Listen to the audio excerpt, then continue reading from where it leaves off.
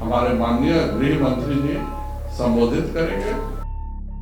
केंद्र सरकार और राज्य सरकार दोनों की चर्चा जनता के साथ अपने उपलब्धियों के कर रहे हैं।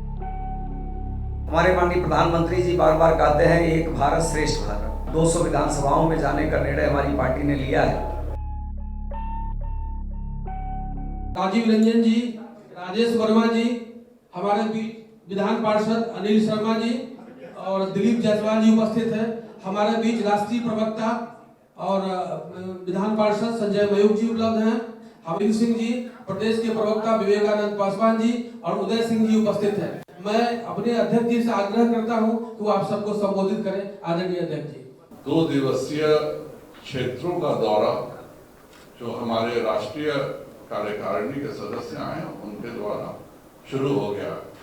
परसों 1 बजे रात से हमारे सम्मानित मेहमान जो सभी राष्ट्रीय मोर्चों के राष्ट्रीय कार्य समिति के सदस्य हैं उनका आगमन पटना में, गोरखपुर, बागडोगरा, बनारस विभिन्न स्थानों पर हुआ और प्रत्येक विधानसभा में हमारे मोर्चों के 2 राष्ट्रीय कार्य समिति के सदस्यों का आज 2 दिवसीय दौरा चल रहा है। मुझे बताते हुए यह हर्ष हो रहा है कि हमने 200 विधानसभाओं में यह कार्यक्रम रखा था और सभी 200 विधानसभाओं में राष्ट्रीय कार्य समिति के सदस्य पहुंच चुके हैं और वह संगठनात्मक कार्य भी करेंगे और केंद्र सरकार एवं बिहार सरकार के उपलब्धियों के बारे में लगातार क्षेत्र के जनता से मिलने का कार्यक्रम है। उनका विभिन्न स्थानों पर बैठते हैं, विभिन्न लोगों से मुलाकात है और उसके पश्चात कल रात को या परसों सुबह सभी का पटना आगमन है। पटना आगमन के पश्चात आप सब जानते हैं कि राष्ट्रीय अध्यक्ष जी स्वयं इस बैठक को लेने आ रहे हैं और राष्ट्रीय अध्यक्ष जी का आगमन 10:30 बजे हवाई अड्डे पे होगा। 11 बजे वह हवाई अड्डे से निकलेंगे। सबसे पहले हाईकोर्ट के पास जो बाबा साहब भीमराव आम्बेडकर जी की मूर्ति है उनको पुष्पांजलि अर्पित करेंगे और वहां से राष्ट्रीय अध्यक्ष जी का रोड शो शुरू होगा और यह रोड शो जेपी गोलंबर पर गांधी मैदान पर जाकर समाप्त होगा। पटना के कार्यकर्ताओं में बहुत ज्यादा उत्साह है। जिस प्रकार की तैयारियां चल रही हैं यह एक अपने आप में अभूतपूर्व रोड शो होने जा रहा है। उसके पश्चात 4 बजे शाम को इसी ज्ञान भवन के प्रांगण में माननीय राष्ट्रीय अध्यक्ष राष्ट्रीय कार्यकारिणी की बैठक को संबोधित करेंगे और उसके पश्चात राष्ट्रीय कार्यकारिणी की बैठकों का दौर चलने वाला है। 31 को समापन में राष्ट्रीय अध्यक्ष जी एवं हमारे गृह मंत्री जी भी उपस्थित रहेंगे और समारोह को हमारे माननीय गृह मंत्री जी संबोधित करेंगे।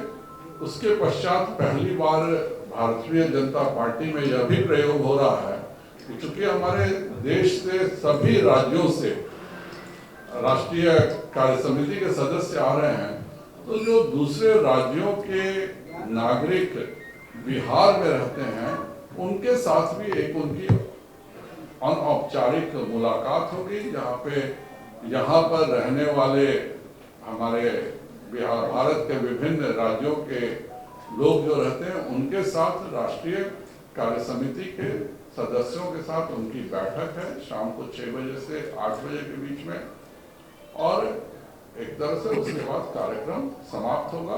रात को 10 बजे माननीय राष्ट्रीय अध्यक्ष जी और माननीय गृह मंत्री जी वापस दिल्ली लौट जाएंगे। अभी हमारे अध्यक्ष जी ने राष्ट्रीय कार्यकारिणी की बैठक के बारे में विस्तार से बताया है और ये हम सबका सौभाग्य है कि भारतीय जनता पार्टी के शीर्ष नेतृत्व ने राष्ट्रीय कार्यकारिणी की संयुक्त बैठक जो पहली बार शुरू हुआ है उसको पटना में कराया जाए यह निर्णय लिया है। हम सभी बिहार वासियों को, बिहार के कार्यकर्ताओं को यह सौभाग्य पार्टी ने दिया है। ये बैठक हर दृष्टि से अच्छी हो, इस व्यवस्था में लगातार हमारे प्रदेश अध्यक्ष जी के नेतृत्व में कई दिनों से बिहार के सभी कार्यकर्ता, पटना के सभी कार्यकर्ता लगे हुए हैं। जैसा कि अध्यक्ष जी ने बताया कि भारतीय जनता पार्टी के जितने मोर्चे हैं उन मोर्चों की संयुक्त बैठक पटना में है और साथ ही साथ उन मोर्चे के सभी पदाधिकारी जो बैठक में आ रहे हैं वो बैठक के पहले 2 दिन तक यानी 48 घंटे तक विभिन्न विधानसभाओं में प्रवास करेंगे। इसका मकसद निश्चित रूप से बहुत महत्वपूर्ण है। हमारे माननीय प्रधानमंत्री जी बार बार कहते हैं एक भारत श्रेष्ठ भारत। तो एक भारत श्रेष्ठ भारत की जो कल्पना है उस कल्पना के अनुरूप दक्षिण भारत का कार्यकर्ता जब हमारे बिहार में आएगा, विभिन्न क्षेत्रों में जाएगा, यहाँ के लोगों से मिलेगा, यहाँ के व्यवस्थाओं को देखेगा, यहाँ की विभिन्न जो लोक कलाएं हैं, स्थानीय कल्चर है उसको देखेगा और यहाँ से जाकर के वहाँ बताएगा और वहाँ की कुछ बातें अच्छी यहाँ पर बताएगा। तो निश्चित रूप से हमारे कार्यकर्ता अलग अलग राज्यों में क्या अच्छी चीज़ें हैं, क्या अच्छी व्यवस्थाएं हैं, यह भी सीखने का अवसर यहाँ के कार्यकर्ताओं को भी मिलेगा और वहाँ के कार्यकर्ताओं को मिलेगा। साथ ही साथ मोर्चे के विभिन्न गतिविधियों की चर्चा भी होगी। यहाँ के कार्यकर्ता वहाँ के कार्यकर्ताओं से भी कुछ सीखेंगे और वहाँ के कार्यकर्ता यहाँ के कार्यकर्ताओं से भी कुछ सीखेंगे। इस दृष्टि से भारतीय जनता पार्टी ने बहुत यूनिक कार्यक्रम बनाया है और जैसा कि अध्यक्ष जी ने बताया लगभग 200 विधानसभाओं में जाने का निर्णय हमारी पार्टी ने लिया है। आदरणीय प्रधानमंत्री जी की जो योजनाएं हैं, आदरणीय मुख्यमंत्री जी की जो योजनाएं हैं, एनडीए की सरकार हमारी केंद्र में भी है और प्रदेश में भी, उन योजनाओं को जन जन तक पहुंचाना और आम जनमानस को केंद्र और प्रदेश सरकार की जन कल्याणकारी योजनाओं का लाभ मिले, यह भी जागरूक करना, इस दृष्टि से ये कार्यक्रम यहाँ पर किया गया है। 30 तारीख को इसका उद्घाटन हमारे यशस्वी राष्ट्रीय अध्यक्ष आदरणीय जगत प्रकाश नड्डा जी करेंगे और उनकी भी ये जन्मभूमि भी कह सकते हैं, कर्म भूमि भी कह सकते हैं, शैक्षिक पूरी शिक्षा दीक्षा आदरणीय अध्यक्ष जी की पटना में हुई है। तो उनको भी एक बहुत अच्छा लगेगा कि पटना में इतनी बड़ी कार्यकारिणी हो रही है और 2 दिन हमारे राष्ट्रीय अध्यक्ष जी यहाँ पर रहेंगे, उनका मार्गदर्शन, उनका सानिध्य यहाँ के कार्यकर्ताओं को मिलेगा। 31 तारीख को हमारे देश के गृह मंत्री पूर्व राष्ट्रीय अध्यक्ष आदरणीय अमित शाह जी समापन सत्र को संबोधित करेंगे। रोड शो के बारे में आदरणीय अध्यक्ष जी ने बताया ही, गृह मंत्री जी का स्वागत भी हम लोग करेंगे। तो ये मोटा मोटी ये कार्यक्रम है। इस कार्यक्रम के माध्यम से तमाम ऐसी समस्याएं भी जो विभिन्न क्षेत्रों की होंगी, उन समस्याओं की जानकारी भी पार्टी के स्तर पर भी होगा और पार्टी के स्तर पर होगा तो स्वाभाविक रूप से केंद्र सरकार की समस्या हो या प्रदेश सरकार की समस्या हो, उन समस्याओं के समाधान के लिए हमारा शीर्ष नेतृत्व प्रयास करेगा। प्रधानमंत्री जी के नेतृत्व में केंद्र की सरकार और हमारी पार्टी लगातार ये प्रयास करती है कि विभिन्न क्षेत्रों में जो समस्याएं हैं, चाहे वो गांव हो, गरीब हो, किसान हो, मजदूर हो, नौजवान हो, माताएं हो, बहनें हो, उन समस्याओं का समाधान किया जाए और साथ ही साथ हर तबके को बराबर सम्मान दिया जाए। और आपने देखा अभी राष्ट्रपति चुनाव में एक आदिवासी महिला, गरीब महिला को हमारी पार्टी ने प्रत्याशी बनाया, एनडीए की प्रत्याशी बनी और प्रचंड बहुमत के साथ उनको विजयश्री मिली।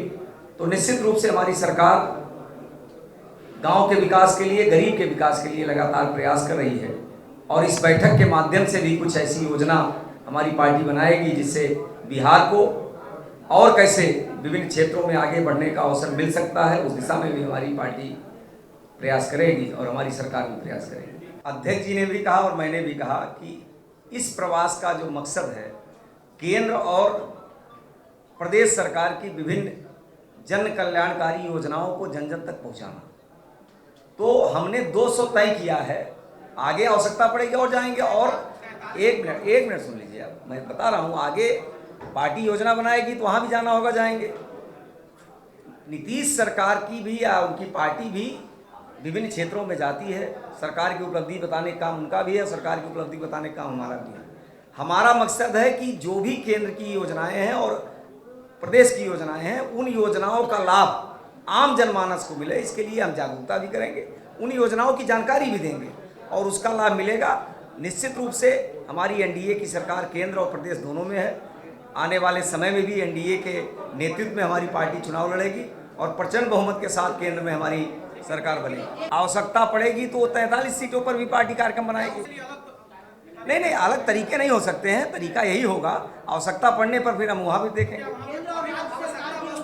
नहीं, आवश्यकता महसूस हुई, हमने 200 का चयन किया। पार्टी की अपनी रणनीति होती है, उस रणनीति में हम 200 चयन किए, आगे हम 43 और चयन करेंगे।